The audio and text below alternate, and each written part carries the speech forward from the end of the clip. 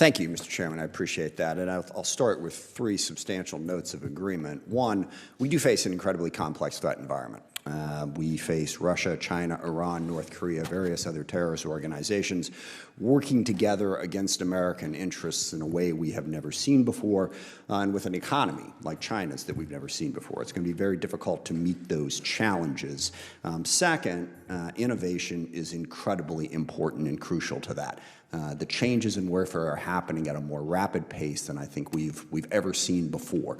We have to innovate more quickly, and I appreciate your leadership on getting after acquisition reform, because what's absolutely true is the Pentagon is not ready for this right now, and certainly that predates this Secretary of Defense and this administration. It's a problem that we need to get after, to do the acquisition reform so that we can get the materials that we need quickly. Innovate more quickly. We've got a lot of good ideas in this committee. Look forward to working with the administration on trying to get that done. Second, the budget is a major problem. It is simply unacceptable that we are this late in the year and we do not have a budget.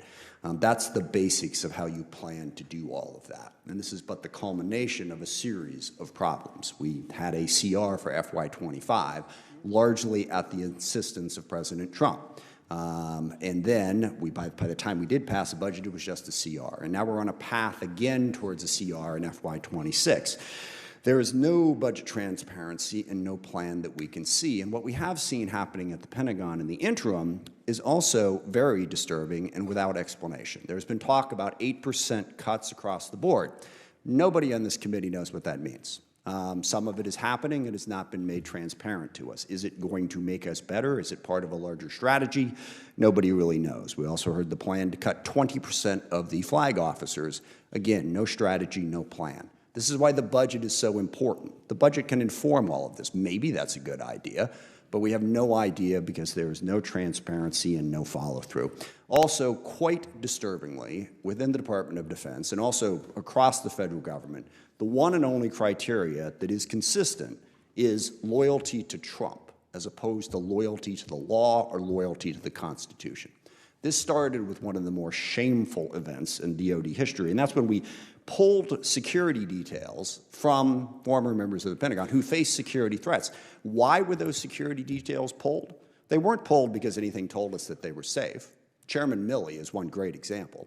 He was on the threat list because he carried out an order from President Trump, and rightfully so, to kill Soleimani in the Middle East. He's now on Iran's hit list, and we pulled his security detail, leaving him and his family vulnerable. Why?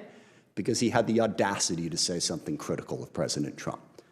I mean, that's just embarrassing. If you told me 10 years ago on this committee that something like that would have happened, I wouldn't have believed you.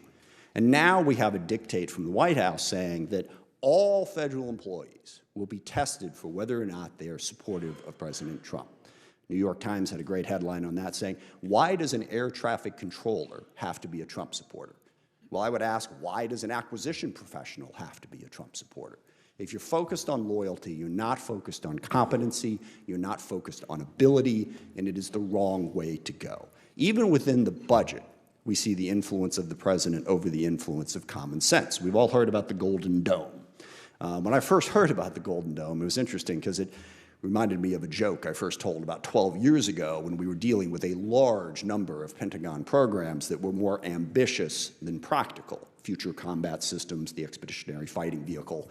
You know, basically they had, well, this is what we want. And we had this joke that, well, all I want is sharks with freaking laser beams attached to them. That became the armed services thing. I actually have a little plastic shark that my staff made for me with a laser beam attached to it.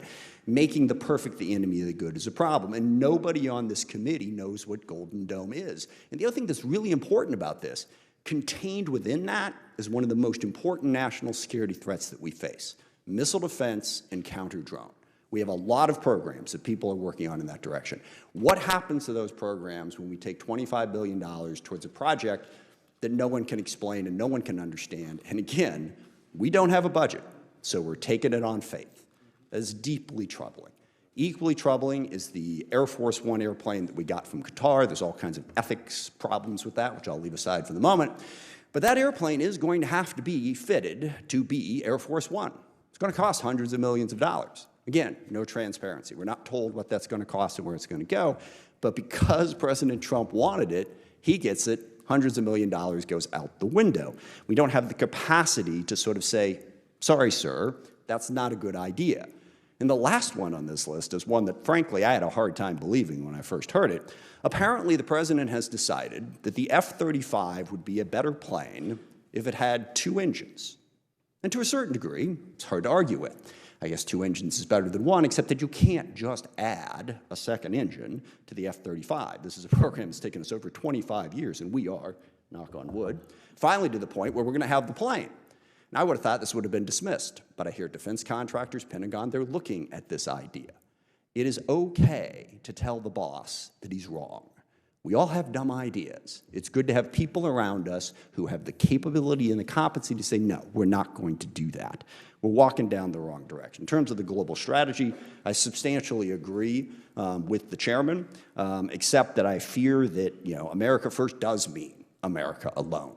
We've seen that in a number of different issues, certainly placing tariffs on absolutely every country in the world, irrespective of our relationships. Well, sorry, except for Russia. Didn't place tariffs on Russia. That alienates people. Cutting off foreign aid programs, which I realize is not the purview of the Department of Defense, but I'll remind you of something that Secretary Gates said before this committee. If you're going to cut off the State Department, you better give me more ammunition. The two things are related. We stopped programs that were feeding hungry children in Africa, literally took food out of the mouths of hungry children. Why? Apparently because there were a couple of USAID programs that supported LGBTQ programs. Now, why we didn't just cut those instead of cutting the ones that were feeding hungry children in Africa, I don't know, but that really sends the wrong message to the rest of the world. And the last one, and once we get to the Q&As, I would be curious to hear what the Secretary has to say about this. Threatening to use military force to invade Greenland and Panama. I don't believe the president has actually threatened military force against Canada just yet. He's just threatened to annex it. So Denmark, Canada, Panama, 3 peaceful nations that we are allies with, or were anyway. The message that sends to the rest of the world is one that the U.S. is purely in it for itself and does not care about the rest of the world. And this has implications. We're trying to stop China. We are in a global competition with China. We have built up excellent partnerships across Asia over the course of the last 6 or 7 years, in Australia, in Japan, in India, and the Philippines. Largely, that was because China exercised economic coercion. They went ballistic on Australia for daring to suggest that China could be more transparent about COVID, and Australia recalculated. Now we are the ones using economic coercion on our partners and allies and pushing them away. And this filters back over to Ukraine, where I am in violent agreement with the chairman about how important Ukraine is to our national security interests. And I also agree with the secretary. We need to get peace in Ukraine. The longer that war continues, the more dangerous it is for everybody. But the administration made a crucial mistake at the start by showing weakness to Vladimir Putin and fundamentally misunderstood the war. Actually put out quotes that bought into the notion that Ukraine was somehow responsible for the war, even though Russia was the one who invaded. And Putin saw that signal. He saw that big green light and knew if he just waited a little while, we would abandon our allies, we would abandon our partners, and we'd abandon Ukraine. The president promised to end the war in Ukraine on day 1. Now, admittedly, that was a moronic thing to say, and he wasn't ever going to do it. But well over 100 days in, the war is going stronger than ever. Putin is attacking more aggressively than he ever has, because President Trump sent him the message, we're walking away, it's all yours. We need to change that message. Ukraine can defend itself and we can get to peace, but not if we don't make it clear that we're going to keep the 53-nation alliance together and that we're actually going to defend Ukraine going forward.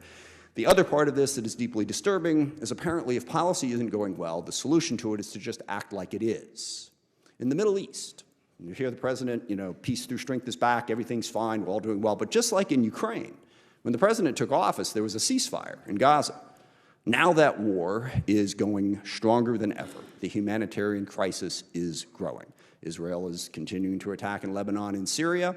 Yemen is still a problem. Yes, for the moment, they have stopped attacking U.S. ships, but President Biden went through that as well. Attacked Yemen from time to time. They stood down and they stood back up, and now we are dangerously close to that conflict spreading to Iran. Do not misunderstand me. I do not blame President Trump for that, all right? But to stand up and say it's all solved because I'm president and to not be engaged and figure out how to solve it, just to imagine that you can create the factual world that you want just with your words is an incredibly, incredibly dangerous thing. The last issue that I want to talk about is the issue around DEI, because I am deeply disturbed about what the Pentagon is doing in this direction. And keep in mind, I say that as someone, I didn't love the excesses of the DEI programs they put in place. I live with them out in the Seattle-King County area. I think there were a lot of mistakes behind that. But instead of addressing that in a sensible way, we've decided to go at it with a right-wing cultural war, with a sort of right-wing cultural revolution that frankly would make Chairman Mao proud. We are banning books, we are pulling images down off of the website, leading to some just sort of ridiculous things. There was, of course, the instance when all reference to the Enola Gay disappeared for a few days. Now that's kind of funny because in that context, gay means something different. But why do we care if the word gay that means homosexual is printed somewhere? Why is that threatening to us? Why are we spending time on that instead of, I don't know, giving us a budget that might have been more productive? And then we're pulling books off the shelves, which led to one really amusing outcome where someone said in one particular library within the Pentagon, you could not find a copy of Jackie Robinson's biography. That had been pulled. But you could find 2 copies of Mein Kampf. So it's interesting, I guess, well, you got to have 2 because if one's checked out, somebody needs something to do. Why are we doing that? And now we've got the changes to the names. And this changing the names of ships, going back to the original names of the Confederacy for all of our military bases, a lot of different things can be said about this, but I just want to close by drawing one particular contrast, and that's about Medgar Evers, who is actually a personal hero of mine. I read his wife's book when I was a freshman in college, and it inspired me. My son's middle name is Evers. We are talking about pulling Medgar Evers' name off of a ship. Now, this is a man who served in the military, but also he stood up to Jim Crow, white supremacy, and racism in the South. And I know we're focused on the warrior ethos. If you don't think that it took a warrior ethos to do that in Mississippi in the 1950s and the 1960s, then you're just not paying attention. Why are we having this conversation?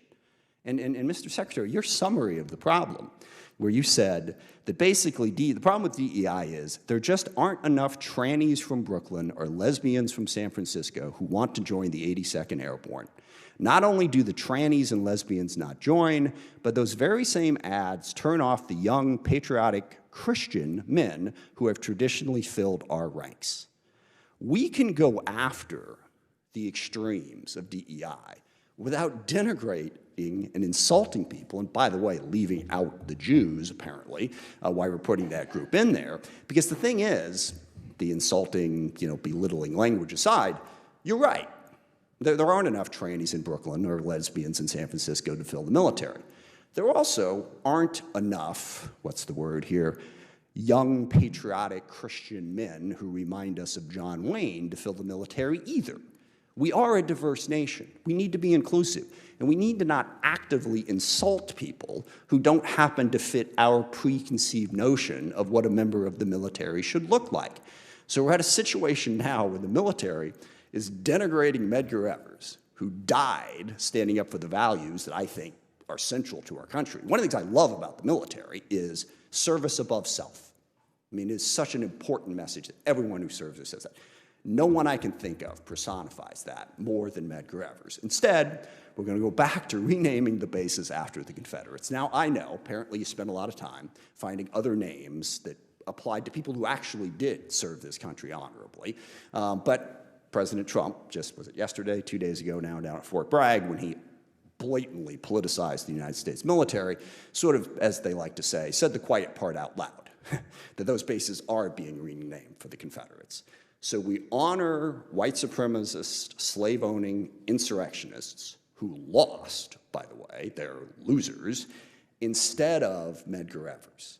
Can we please just stop and get back to the business of treating everybody equally and with respect? A fear of a left-wing cultural revolution is not solved by launching a right-wing cultural revolution. Thank you, Mr. Chairman. I yield back.